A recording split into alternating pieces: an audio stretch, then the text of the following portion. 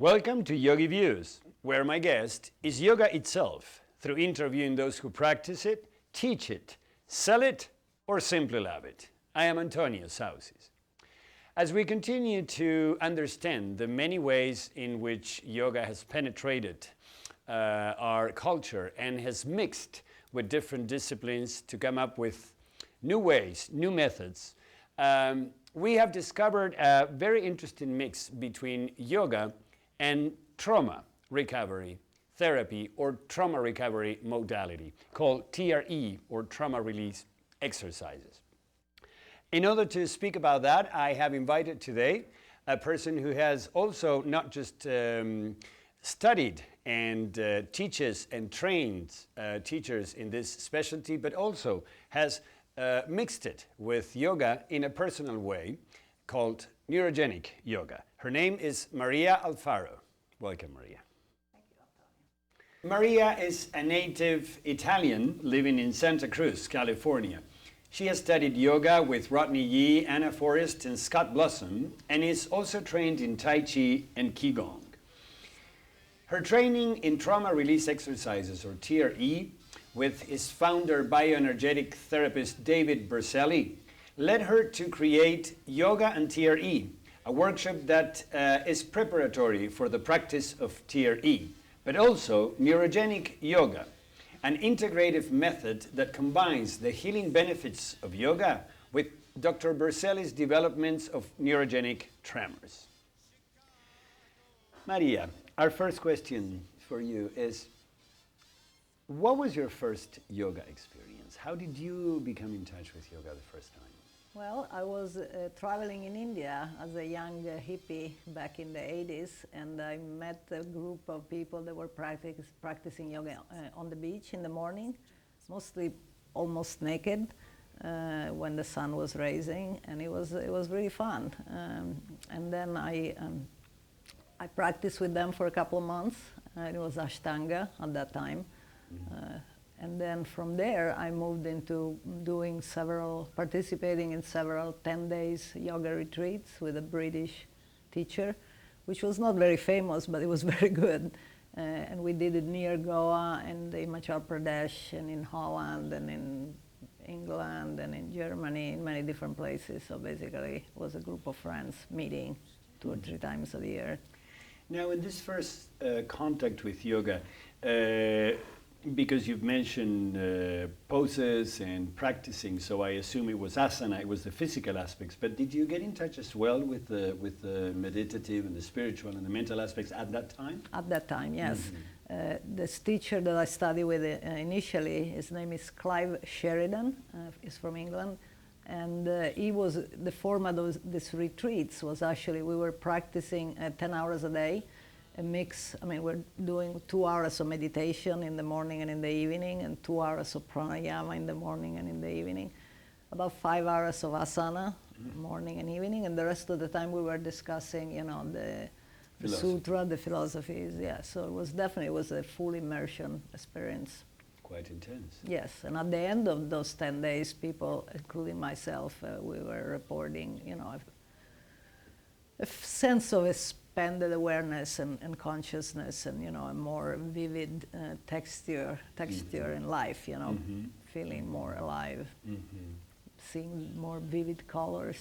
It was really a full experience. Okay, and because the reason why I thought of inviting you is related to this mix between yoga and trauma release exercises. Why don't you define for us what is TRE?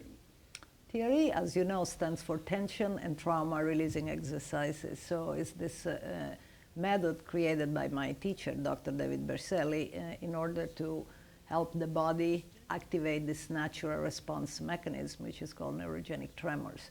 So neurogenic tremors are genetically encoded in every living mammal and also in some birds. And basically they consist, the theory is based on the concept that the body contracts in fear or under stress, and is designed, as this contraction is involuntary, it would not make any sense from the evolutionary point of view if there was a contraction involuntary contraction to protect itself from danger or stress if there was not a parallel involuntary deactivation of that contraction. Mm-hmm. So, and I can tell you in a moment how we came about it, but the idea is that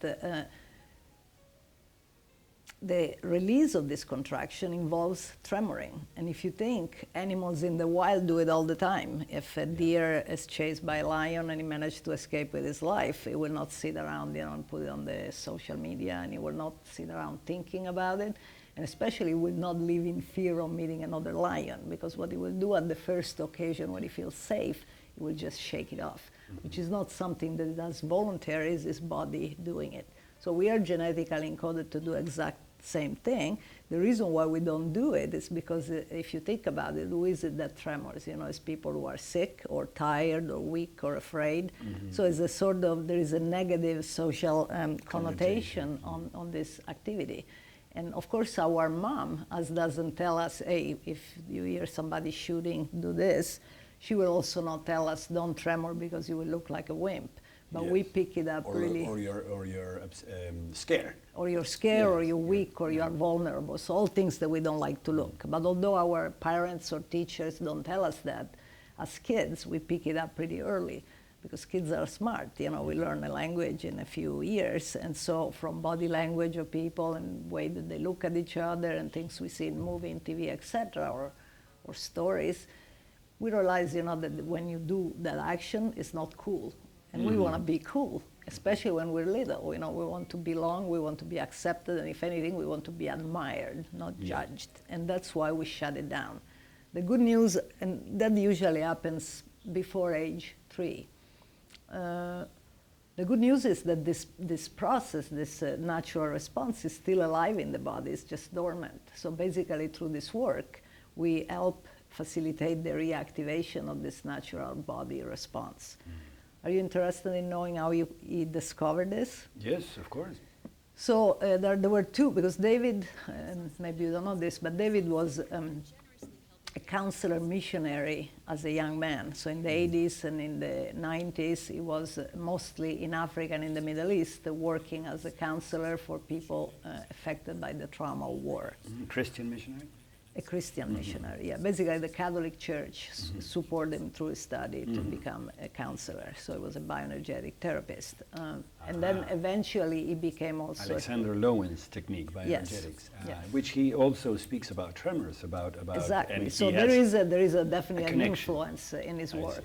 But he came up from observing, there were two main situations. But first of all, he was very traumatized himself because he was not living. He also has a degree in Arabic and one in, excuse me, need to drink something. He has a degree in Arabic and one in theology, because the whole idea was that they were sending him in and he wanted to be part of the group. He was not going in from 5-star hotel and helping those people. He was living with them. So, of course, he was also bombed, kidnapped, shot at, and witnessed many horrible events. So he had PTSD before there was a word for PTSD. So he pretty quickly realized that the tools that he had to help others were very limited in those situations, because the one-on-one talk therapy, even if bioenergetic, as you know, is slightly different, more somatic, but still is one-on-one. So that would not work there. So he was trying to find a new way to operate.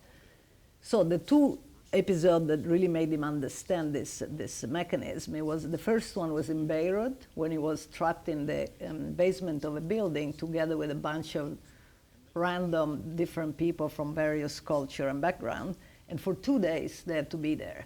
So they were sitting around without the chairs like we are now, and for 2 days they were just hanging out. They were being bombed by mortar shells so that they don't destroy the whole building, but they just take down pieces of the building. So the basement was fairly safe, but still kind of scary. So what he noticed there is every time the building was hit, people were talking and everybody was doing this. Everybody was contracting towards the fetal position. And they were all doing it at the same time, like the Japanese nun, the Israeli lady, regardless of the culture. So that's where it was the first time that he thought, this is not something that is culturally induced. This is a natural reaction, physical natural reaction of the body. That was the first piece of the story. The second piece came in another bombing situation in which this time they were in Sudan. And by the way, in Sudan, this was adopted as National Recovery Program after their civil war. So they were being bombed by air, which is way more dangerous, and they were having, the villagers had built like some primitive under-the-ground shelters. So the story was they were grabbing the kids when they heard the airplanes and running into the shelter. And they were there sitting with the kids on their lap. So as this was happening, you had these two young boys, like 2, 3 years old, and they were vibrating. And you notice looking around that the bigger kids, older kids were not doing that, and also the adults were definitely not doing that. So discussing this with the group later, it was like, how come you guys, no, I didn't see anybody shaking, but the little kids were shaking. And they were like, David, we cannot lose it like that. We need to show the kids that we are strong. We need to be strong for them, because if we start doing some weird thing like that, they will start feeling more afraid. And so that's when he put the two things together. There is this natural mechanism of protection, and there is another natural mechanism of release the contraction, which is really deep into the core of the body, but we don't do it because it has a negative connotation. So then we worked to figure out the way in which it could reactivate this natural response, and very successfully.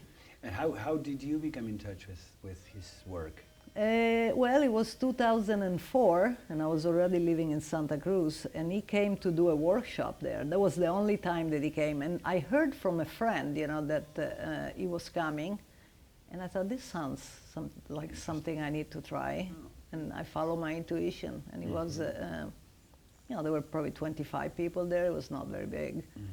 Since then, I took many, and I followed him around the world. I went with him to South Africa several times, and he travels a lot. Thierry is in, I think, 29 countries now.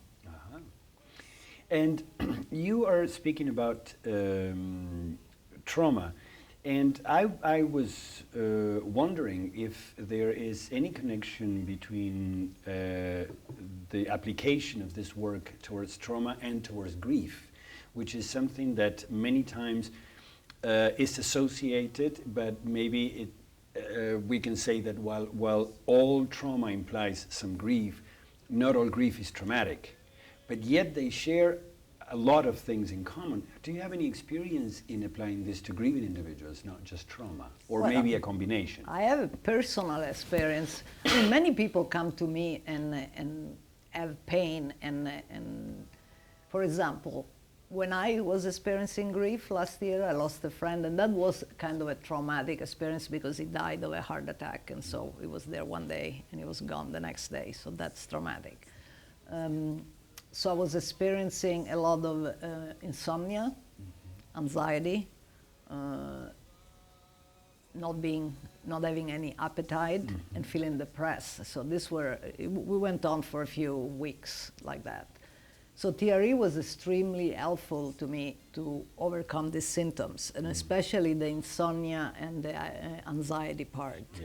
So I would think that even when grief is not traumatic, still there will be, I also lost the people, not traumatically, meaning that they were sick and that they're gonna die, etc. But still there was some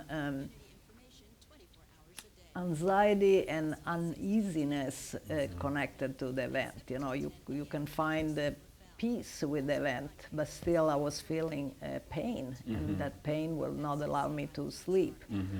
So probably insomnia and sleep disorders in general, I think they're very common for grief, and definitely that can be helped by Thierry. Because Thierry tends to regulate the circadian cycles, and also by diminishing the anxiety level and the tension. And so that would be a point of connection, because definitely grief affects the circadian rhythms precisely. So wonderful. Now,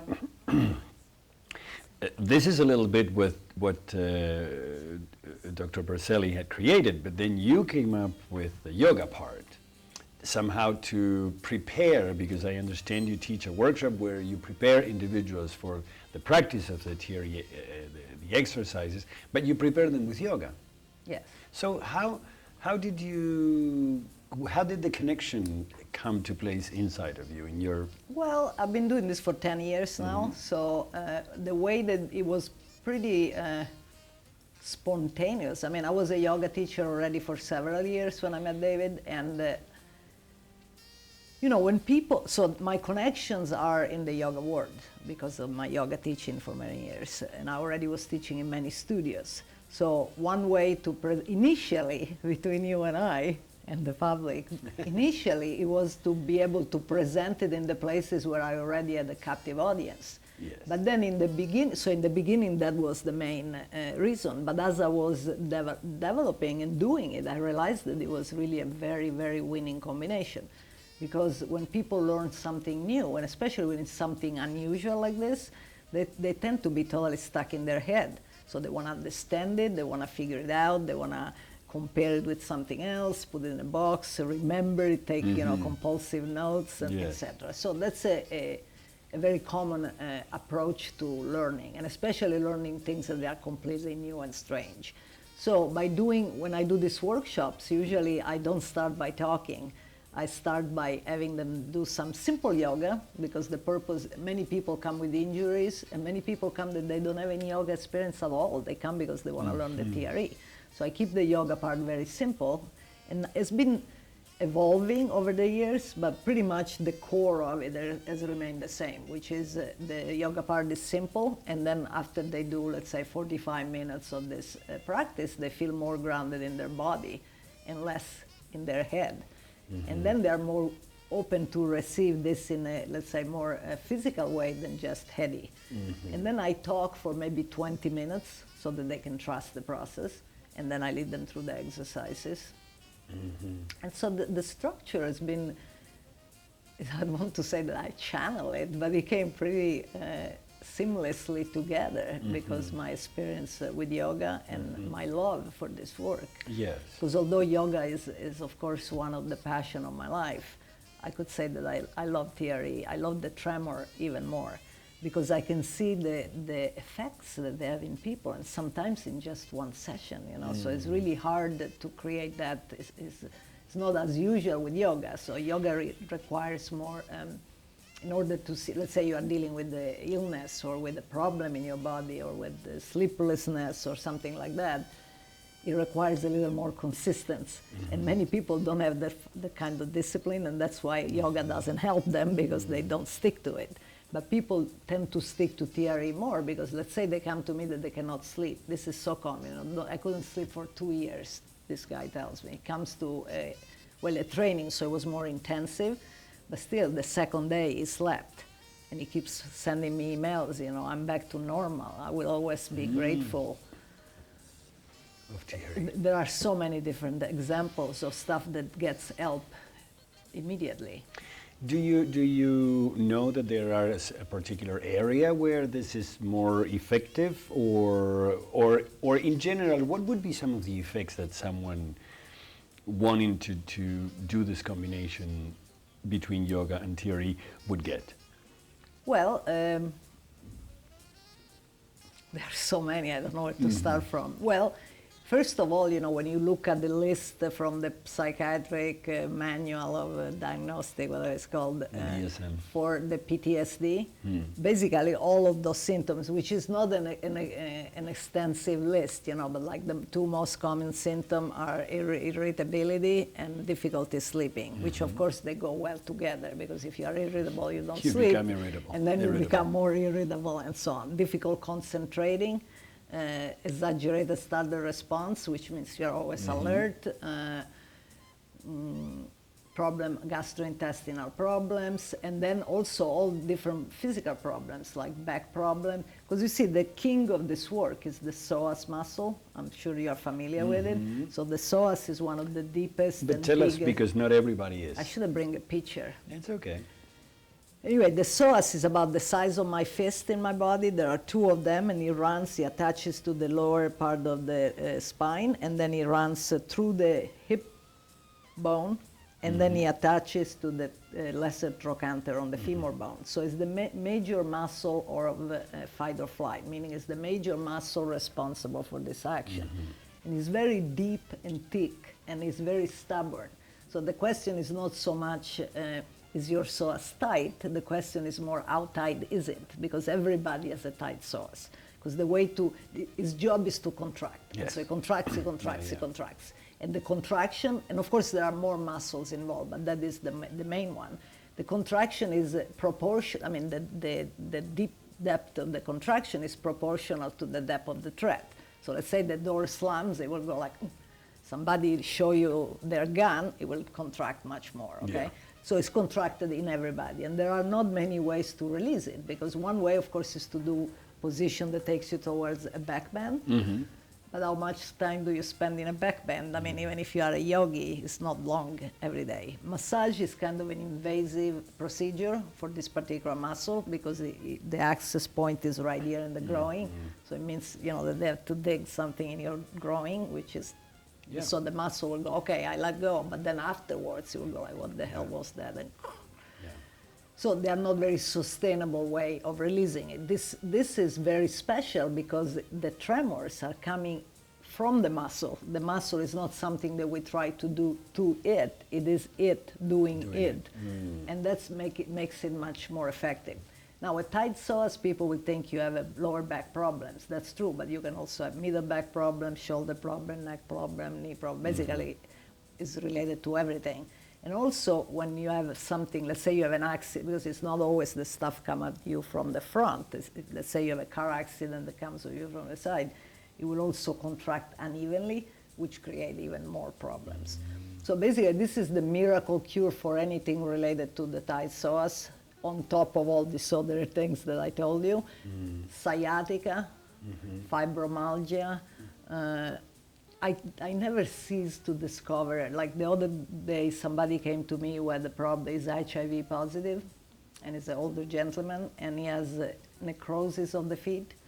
He has to wear these really tight boots because he has edema that makes his, and he told me, somebody gave him my card, I mean, it's one of those, you know, magic things, gave him my card, and he called me, said, you know, I'm at the point I'm thinking of killing myself, and I was like, well, please don't, you know, try this out first.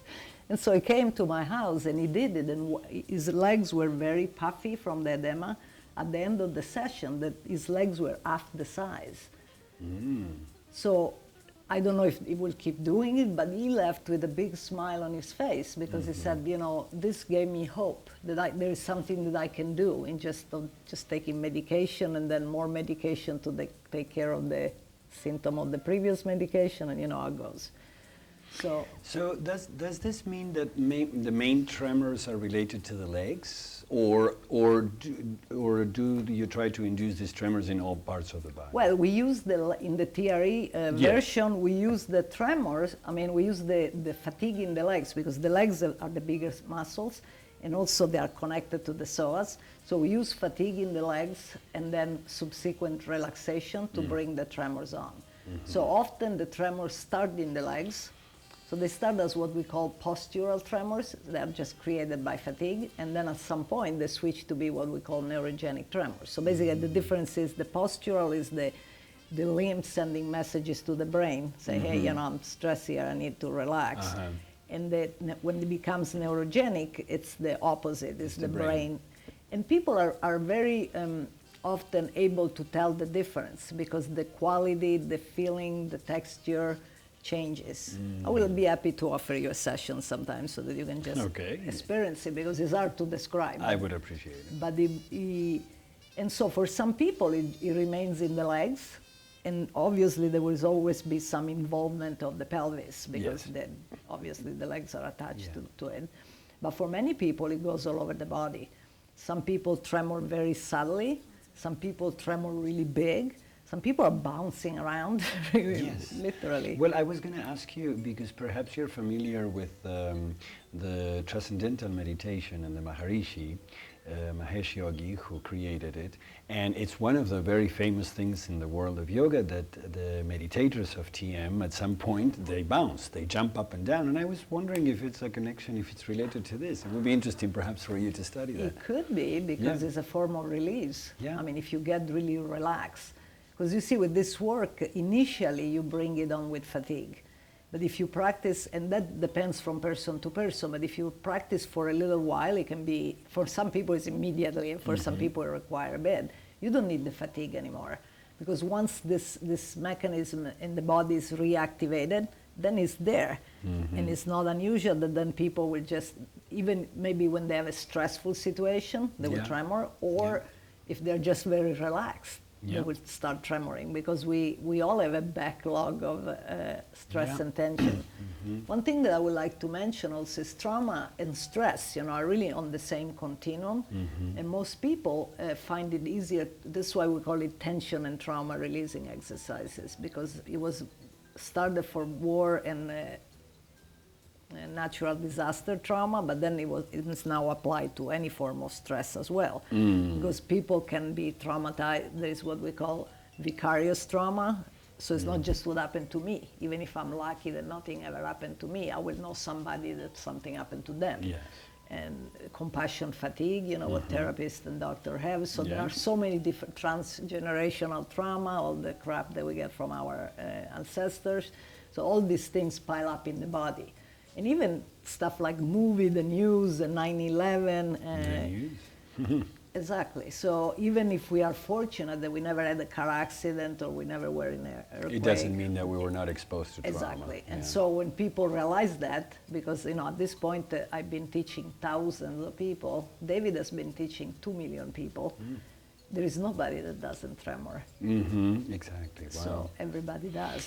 And have you found that certain yoga poses prepare the body, because that's kind of the workshop that you have created a little bit, preparing, as you were saying, the body through yoga for the experience of the tremors. Are there some postures that are particularly better than others, or do you do it freely according to what's manifesting, or? Well, I usually look at the class that I have in front of me and see what's the vibe in the class and what kind, if I have a class of sturdy yogis, one thing. If sometimes I have classes, with people that don't seem to be very yogic, or they have not a lot of experience, so they're not strong and they're not very familiar, so I keep it simpler. But in this particular workshop, because the TRE themselves, they make you tremor, the exercises. Yes. So in the yoga and TRE workshop, the main function of the yoga is just to get people out of their head. So I do very simple stretches, breathing exercises, very simple stretches. I'm a big fan of Anna Forrest, so I do a few abdominal exercises. Also because if you think that the work is in the core, it radiates from the core. There is nothing like some abdominals, the way that Anna does them, to get you in touch with the core. Because otherwise, you think, oh, the core, great, where is it, For some people it's here, for some people it's here. So with some abdominals, you feel that part, you feel it coming alive. So that I would say for those classes is probably the thing that has more impact on the subsequent work, because people get a grip, a kinesthetic understanding of where it is. I see. This concludes the first part of a two-part show where I'm interviewing Maria Alfaro. Maria is a native Italian living in Santa Cruz, California.